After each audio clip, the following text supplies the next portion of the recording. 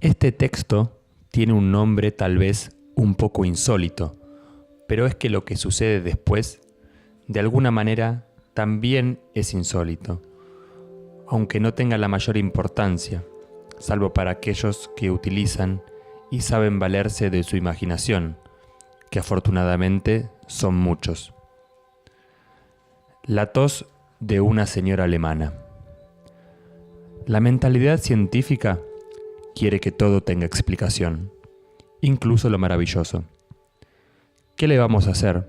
Tal vez sea así, pero entonces apenas se acepta resignadamente esta supuesta conquista total de la realidad, lo maravilloso vuelve desde pequeñas cosas.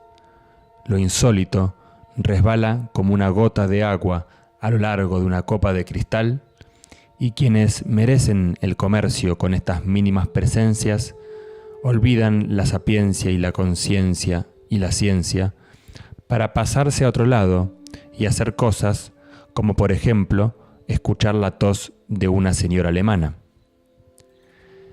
En 1947, poco después del fin de la guerra, Wilhelm Furtwängler dirigió un concierto entre las ruinas de una Alemania derrotada, que la mayoría de sus vencedores empezaban a rehabilitar al oeste, después de haberla repudiado al este. También Furtwängler había sido repudiado en un principio por su condescendencia frente a la megalomanía y melomanía de Adolfo Hitler, tras de lo cual parecía de buen tono rehabilitarlo. Así terminan muchas guerras, lo cual explica que un tiempo después vuelvan a desatarse. Pero no es de eso de lo que vamos a hablar, sino del concierto en el que Yehudi Menuhin, invitado por las fuerzas de ocupación, tocó esa noche el concierto en re de Beethoven, que el ilustre Furtwängler sacaba una vez más de su jaula para mostrar lo que era capaz de hacer con ese imperecedero leopardo de la música. La radio alemana difundió el concierto y además lo grabó con los medios técnicos disponibles en ese momento, que no eran muchos. La grabación, que sería un disco, alambre o cinta magnetofónica, quedó en los archivos hasta que el otro día, más de 30 años después, fue prestada a la radio francesa, que a su vez la prestó a mi receptor sintonizado en France Musique. Un argentino en París escuchó así a una orquesta alemana y a un violinista judío que tocaban bajo la batuta de un muerto. Todo eso, que hubiera sido perfectamente incomprensible hace menos de un siglo, formaba y forma parte de lo ordinario, de lo que la ciencia explica a los niños en las escuelas. Todo eso era cotidiano, simplemente apretar unos botones e instalarse en un sillón. Tal vez Menuhin no tocó jamás el concierto de Beethoven como aquella noche. Le sobraban razones para hacerlo tan prodigiosamente, en el mismo lugar donde habían sido exterminados 7 millones de judíos y donde acaso algunos de sus exterminadores se sentaban en las plateas del teatro y lo aplaudían frenéticamente. Del concierto en sí, de su intérprete y de su director, solo puede hablarse con admiración.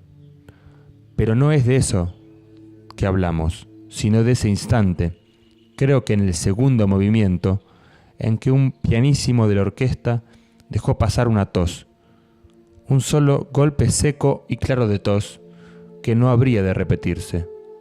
Una tos de mujer, la tos de una señora que cualquier cálculo de probabilidades definiría como la tos de una señora alemana.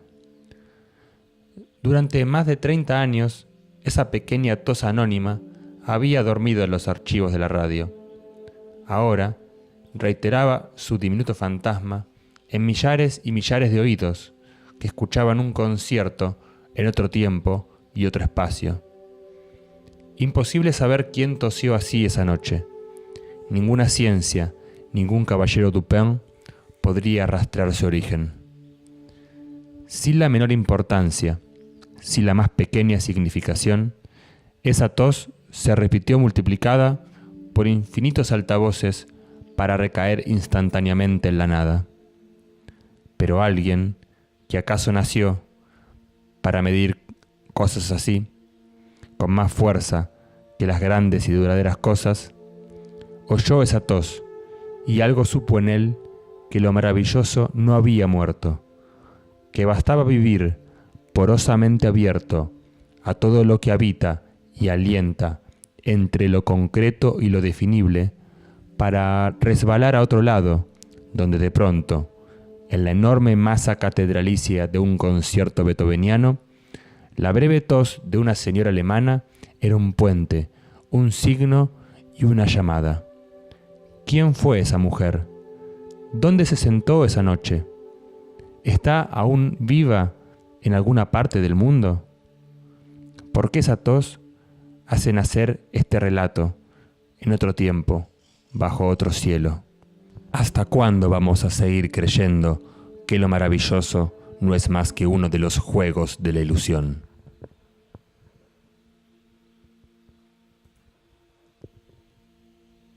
Julio Cortázar. La tos de una señora alemana.